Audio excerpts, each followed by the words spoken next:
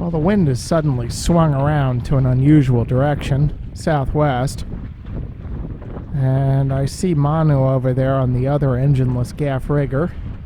Yes, you heard that correctly. That boat is gaff rigged, and all he's got for power is that little outboard hanging off the stern. It looks like he might have dragged his anchor back a bit. So I thought I'd go over and see if he needs a hand with anything.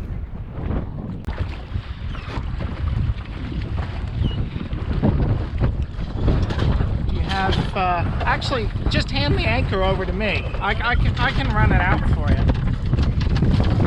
Oh boy, we're getting, Jesus. We're getting a lot of puffs here. Sure.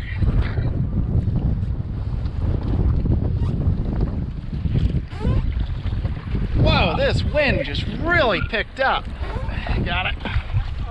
Hang on, let me, hang on. We're really...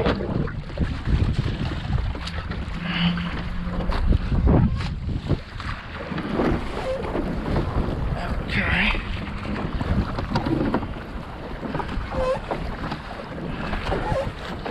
It's wrapped, the painter's wrapped. That's all right.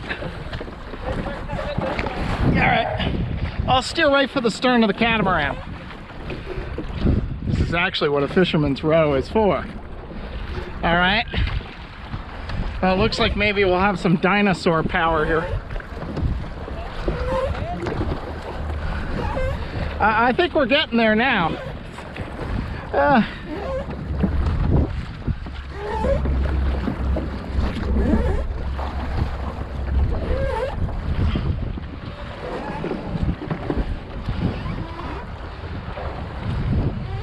Okay. All right, we're about as far as we can go here. Okay.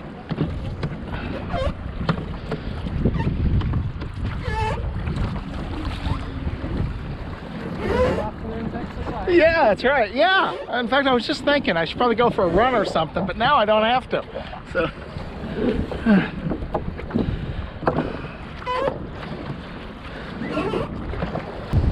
All right, I'll just hang and make sure you get it set there.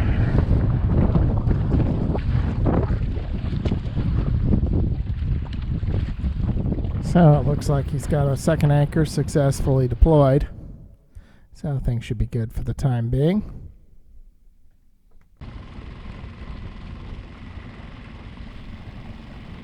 Well, with the sun now settling beneath the yard, I head over to have drinks with a Swedish couple who also came across the Atlantic this summer, except they stopped in Greenland on the way and had some adventures. Hi, Susan. I think it's about 4, is it? I have no idea. I think it's like 3 o'clock or something. Okay. Welcome. Last time across the Atlantic. That was 3 years, January 3 years And you ago. went from the Canaries to the Caribbean. Yeah, from the Canaries to Barbados. We wanted to do it, the old way, Right. Everybody went to Barbados in the old days. Nobody does that anymore. But it's Yeah. but the thing is that if you don't do that, you're not going to get back, because then it's like a few hundred miles sailing upwind if you want to go from the Caribbean back to the Barbados. Right. Instead of So we said Barbados it is. All right. And you were in Greenland when? In July or? Mid-August to mid-September. Oh, all right. Because there's a balance there, because the earlier you go, the more ice there is. But the later you go, the worse the weather gets. Eventually. Right, you start getting gales end of August. Yeah. Right. So you can be there until mid-September. That's like the last time you plan to leave, really. And you can be there like in June, July, but if and then Cape Horn. Gee whiz, you're brave soul.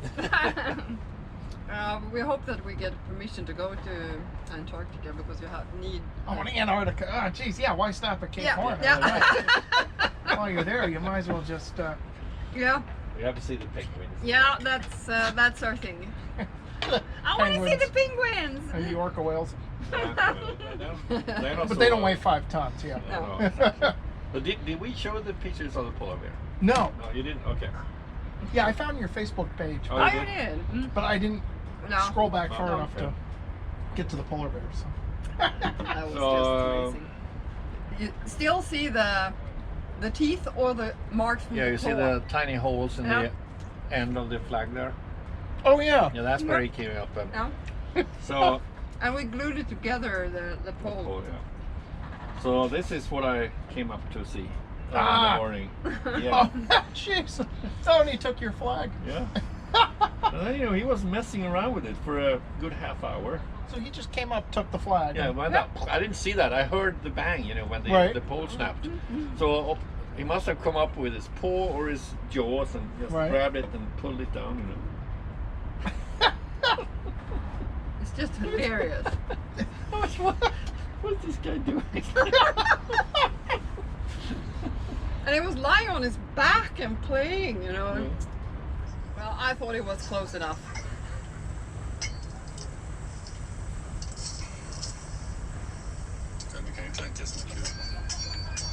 Oh, look at that. There he goes.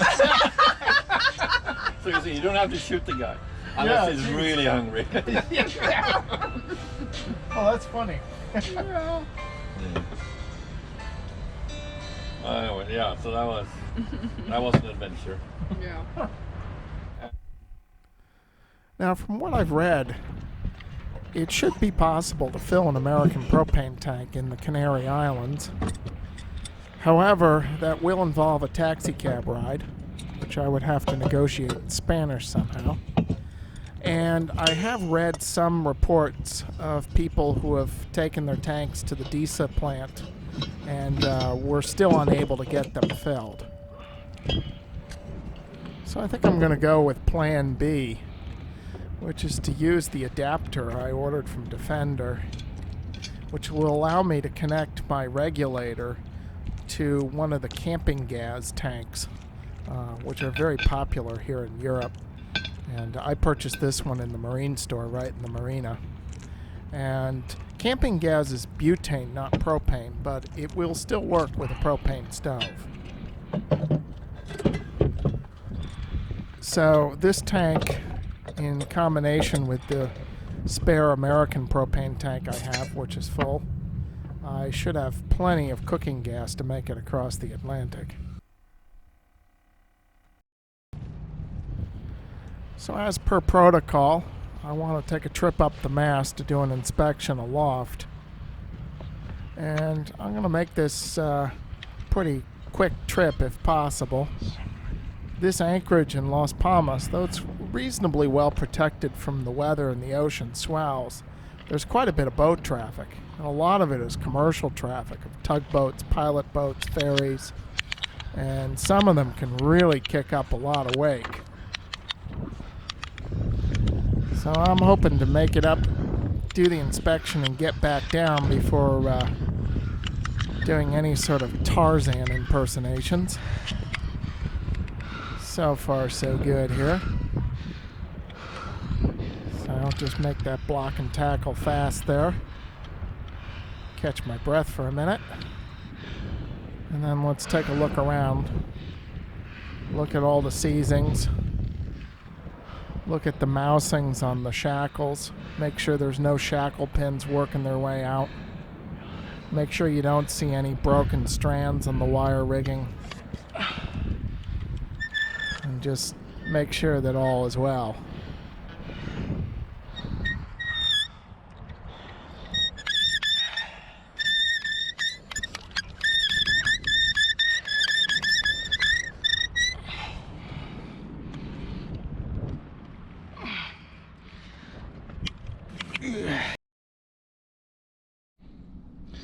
Alright, so let's take a look at this. Coming up, Transatlantic 2020 Part 2.